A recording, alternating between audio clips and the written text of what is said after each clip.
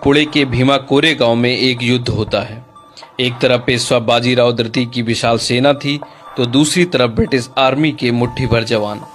पेशवा की सेना में 28,000 से ज्यादा सैनिक थे, जिसमें पैदल, घुड़सवार और तीरंदाज सैनिकों की टुकड़ियां थीं। इतनी बड़ी सेना देखकर अंग्रेजों के पैर कहीं न कहीं डगमगा गए थे कि उनकी इस युद्ध में हार निश्चित है।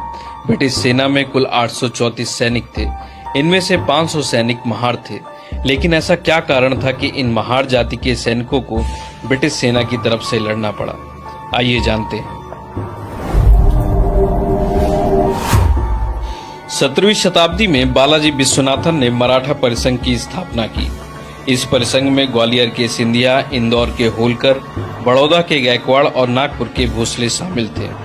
जैसे जैसे मराठा सरदार बदल रहे थे, वैसे वैसे समाज में ब्राह्मणवादी सोच भी बढ़ती जा रही थी, जिसके कारण निम्न जाति के कहे जाने वाले लोगों का जीवन कठिन होता जा रहा था। वैसे तो प्राचीन काल से ही जातिपात भेदभाव की भावना लोगों पर हावी हो चुकी थी। छोटी जाति के लोगों को अछूत माना जाता था। छोटी जाति का व्यक्ति चाहे जितना बुद्धिमान हो, पर उसे वही कार्य करने पड़ते थे जो समाज ने तय किए थे। और इसी कारण पेशवा की सेना में जब भर्ती हुई तो इन्हें नहीं लिया गया, सिर्फ छोटी जाति के कारण। लेकिन ऐसा हमेशा नहीं होता है। इससे पहले महार जाति के लोगों ने मराठा शासकों जैसे शिवाजी, राजाराम प्रथम और पेशवाओं के लिए युद्ध लड़े थे। नागनक महार राजाराम प्रथम के समय एक विख्यात सैनिक थे। इनके अलावा रायनक महार रायगढ़ किले की सुरक्षा के लिए तैनात किए गए थे। और 1795 में खड़दा के युद्ध के दौरान पेशवा सेनापति परशुराम पटवर्धन की जान बचाने वाले महार जाति के सैनिक सिद्धनाथ ही थे।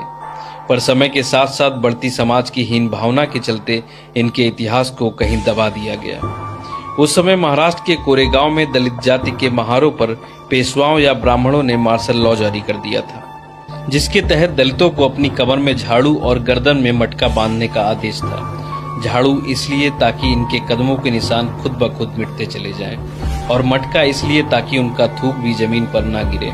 उस समय दलितों के साथ ऐसा बुरा बर्ताव आम बात थी। उन दिनों अंग्रेजी हुकूमत भारत में अपने पांव पसार रही थी, पर खलबली तब मची जब अंग्रेज महाराष्ट्र के पुणे को भी अपने अधीन करना चाहते थे, जिसके लिए अंग्रेजों ने पुणे के पेशवा, ग्वालियर के सिंधिया, इंदौर के होलकर और नागपुर के भोसले तथा बड़ौदा के गायकवाड़ राजाओं से संधि कर ली थी। अब इनका मकसद सिर्फ बाजीराव द्वितीय को काबू करना था। अंग्रेजों को महारों की शक्ल में वो सैनिक भी मिल गए थे जो पेशवाओं या मराठों से पूरी तरह लोहा लेने के लिए तैयार थे। और इसी के चलते 1 जनवरी 1818 को वो दिन आ गया जब पुणे के पास भीमा नदी के किनारे कोरेगांव का युद्ध हुआ। पहले बाजीराव द्वितीय ने तय किया कि पुणे पर हमले के लिए 5,000 सैनिक भेजे जाएंगे। लेकिन जब इन्हें मालूम हुआ कि अंग्रेजों के पास सिर्फ 800 सैनिक हैं, तो बाजीराव ने फैसला पलट दिया। इन्होंने 3 इन्फेंट्री यानी पैदल टुकड़ियां रवाना की। अंग्रेज सेनापति कैप्टन फ्रांसिस स्टोनन के नेतृत्व में एक भीषण युद्ध हुआ। ब्रिटिश सेना में शामिल थे बॉम्बे इन्फेंट्री के 834 जवान, जिनमें से 500 लगभग महार थे, और सामने थी पेशवा बाजीराव द्वितीय की 28,000 सैनिकों वाली सेना, जिसमें 20,000 घुड़सवार और 800 पैदल सैनिक थे। ये युद्ध लगातार 12 घंटे चलता रहा। अंत में मराठा सेना को अपने कदम पीछे लेने पड़े।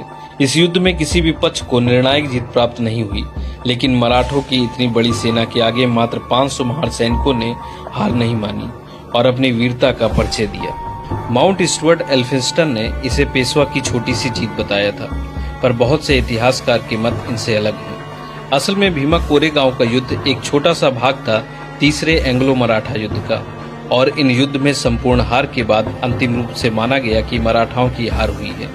कोरेगांव युद्ध में मारे गए सैनिकों की याद में कंपनी ने कोरेगांव में विजय स्तंभ का निर्माण करवाया। इस युद्ध में शहीद हुए सैनिकों के नाम इस स्तंभ में लिखे गए, जिनमें 22 महार जाति के थे। इस युद्ध को महार सैनिकों की जाबाजी और युद्ध कौशल के लिए भी जाना जाता है। इतिहासकार और दलित चिंतक मानते हैं कि यह दलितों के इतिहास में एक बड़ी घटना थी। 1 जनवरी 1927 को डॉक्टर भीमराव अंबेडकर जी ने विजय स्तंभ के दर्शन किए थे। तब से देश के हर कोने से दलित समाज के लोग हर वर्ष 1 जनवरी को यहाँ आते हैं। 1 जनवरी 2018 को इसी बात को लेकर महाराष्ट्र में मराठाओं द्वारा दलितों का विरोध भी किया गया था, जिसके कारण महाराष्ट्र में दंगे भड़क उठे थे। मिलते हैं नए